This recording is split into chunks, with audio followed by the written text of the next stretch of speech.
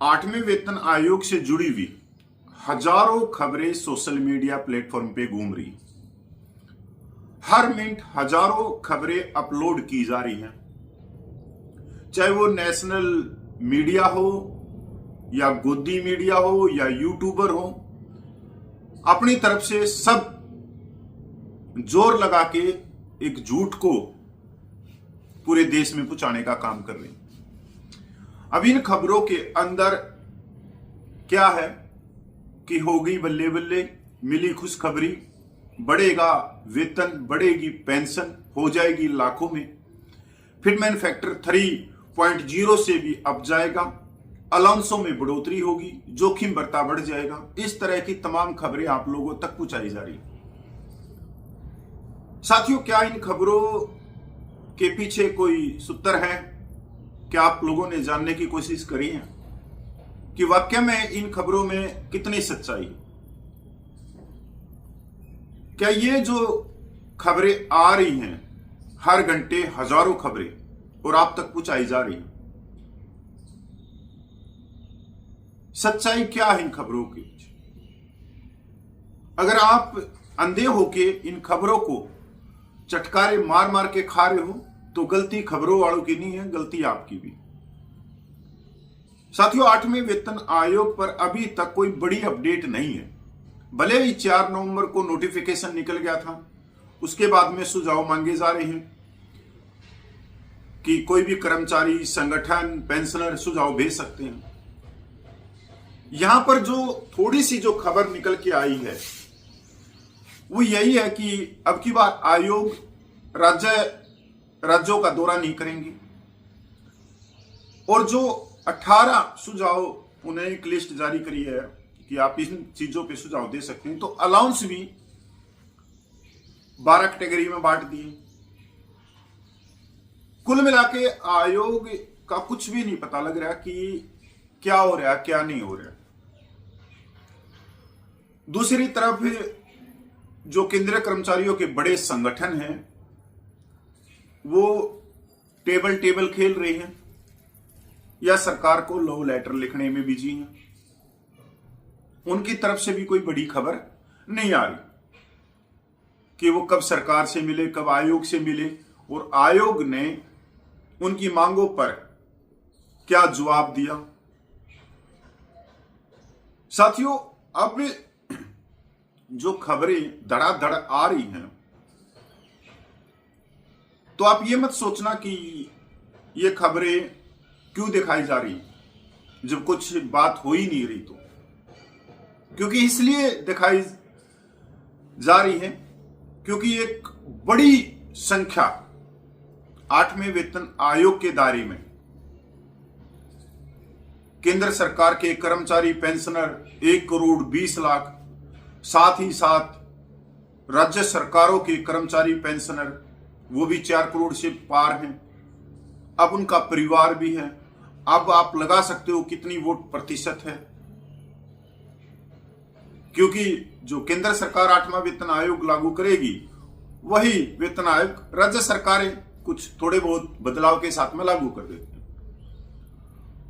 तो एक बड़ी संख्या है जो टीवी देख रही है, 8वें वेतन आयोग की पल पल की खबरें ले रही है, चाहे वो झूठ है, चाहे सच है, चाहे कुछ भी है।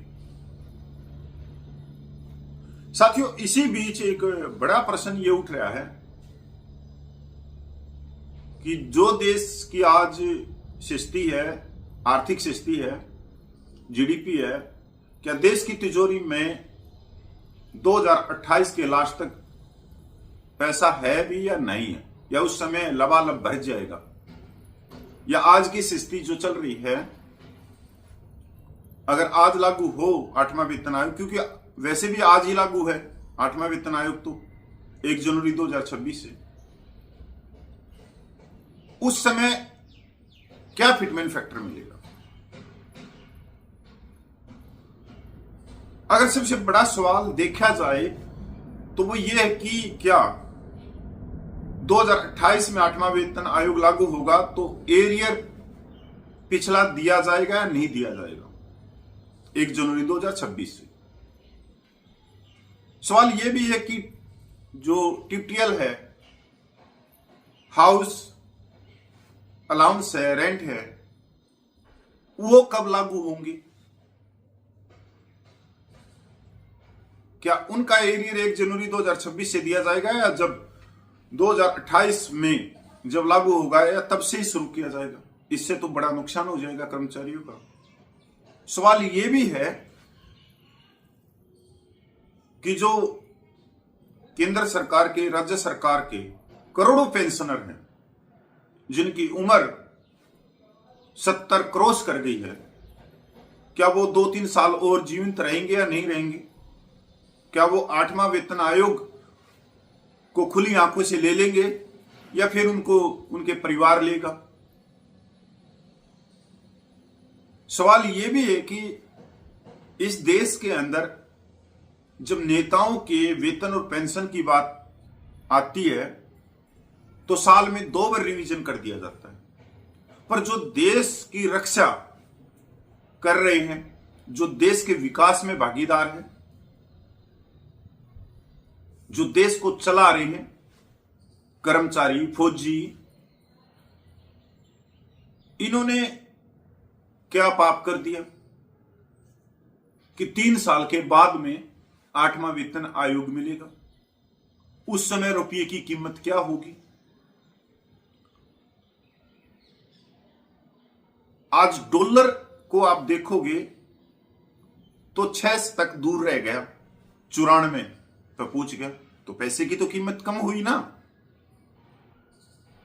अगर हम 4 नवंबर 2025 को नोटिफिकेशन निकला था 8वें वेतन आयोग का, तब डॉलर की कीमत का पता करते हैं तो वो 89 के करीब था, पर अब 5 अंक और बढ़ गया। अगर ये 100 का शतक पार कर देगा तो पैसे की तो कीमत कम होगी ना। जो चीज आज आप लोगों को मिल जानी चाहिए और वो जाके 3 साल के बाद में मिल रही है,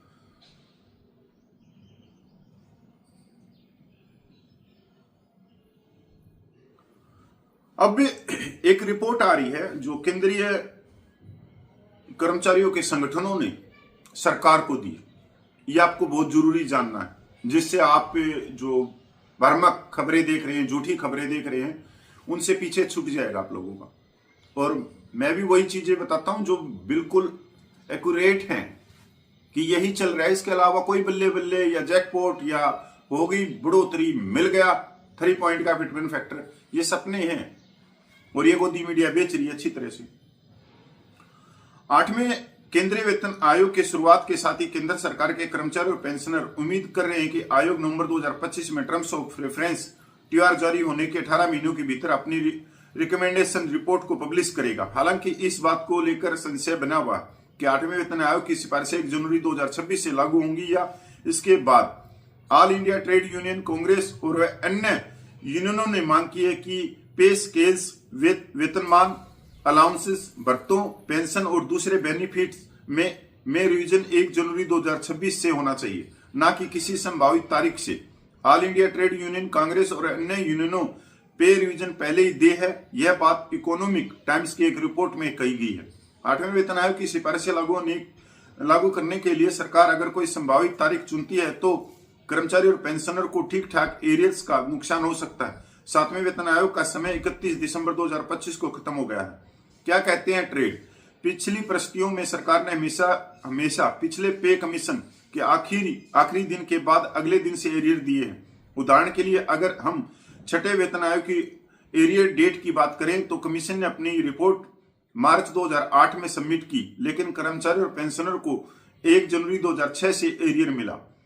7वां वेतन आयोग फरवरी 2014 में बना। कमीशन ने नवंबर 2015 में अपनी रिपोर्ट जमा की और यह जून 2016 में लागू हुआ।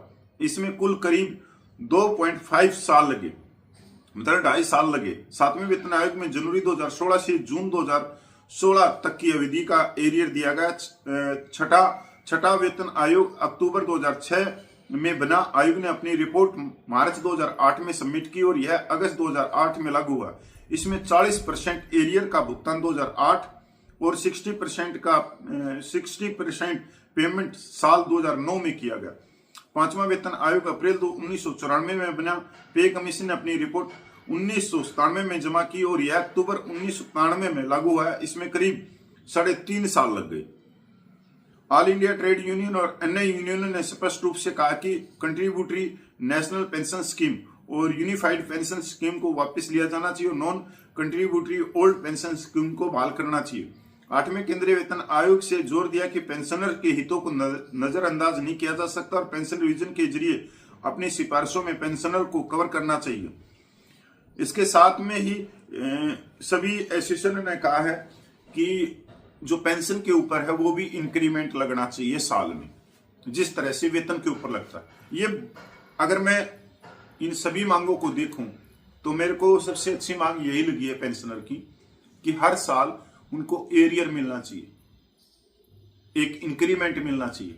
और इंक्रीमेंट जब उसको मिलेगा तो आप यकीन मानना कि आपको इतना लंबा समय इंतजार नहीं करना पड़ेगा वेतन आयोग का, 10 साल। अब कोई भी कर्मचारी अगर मैं कहूं तो 65 या 70% 1 या 2 ही पे कमीशन देख पाते हैं रिटायरमेंट होने के बाद में, नहीं तो उससे पहले ही भगवान के पास में चले जाते हैं। कई एम्प्लॉइज यूनियन ने अपनी डिमांड रखी है जिसमें फिटमेंट फैक्टर भी शामिल है। The federation of national postal organisation ने 3.0 से 3.25 की रेंज में फिटमेंट फैक्टर की डिमांड की है। अब ये अलग अलग जो यूनियन आ रही हैं ये एक तरह से डिमांड ना रखे गदर का माहौल बनाए हुए, जिससे आयोग को अलग अलग डपलियों की आवाज आ रही है। अब जो पोस्टल यूनियन है वो कह रही है कि जिसका न्यूनतम वेतन है उसको 3.0 का फिटमेंट फैक्टर दो और जिसका वेतन 2.5 लाख है उसको 3.25 का देखो। ये या क्या समानता है? इससे तो वेतन और भत्तों में बहुत ज्यादा फर्क हो जाएगा, एक अधिकारी के और एक छोटे से कर्मचारी के वेतनमान में इतना फर्क कभी नहीं करना चाहिए। ये तो वही बात होगी कि डीए जब अलग मिल रहा है, एक 18,000 रुपया न्यूनतम वेतन वाले को 2% और जिसका 2.5 लाख मैक्सिमम वेतन है उसको भी 2%। अब उसके 400 रुपये बढ़ रहे हैं तो उसके 5,000 से ऊपर पैसे बढ़ रहे हैं, 6,000 से ऊपर। तो ये ऑटोमेटिक इतना थोड़ी होता है। तो साथियों, 8वें वेतन आयोग से जुड़ी हुई कोई बड़ी खबर नहीं आ रही, बस यही बड़ी खबर है कि आप अपने सुझाव भेज सकते हो। जो 8वें वेतन आयोग की ऑफिशियल वेबसाइट है या वित्त मंत्रालय को, भारत सरकार को, इनको भेज सकते हो। साथियों नमस्कार, जय हिंद।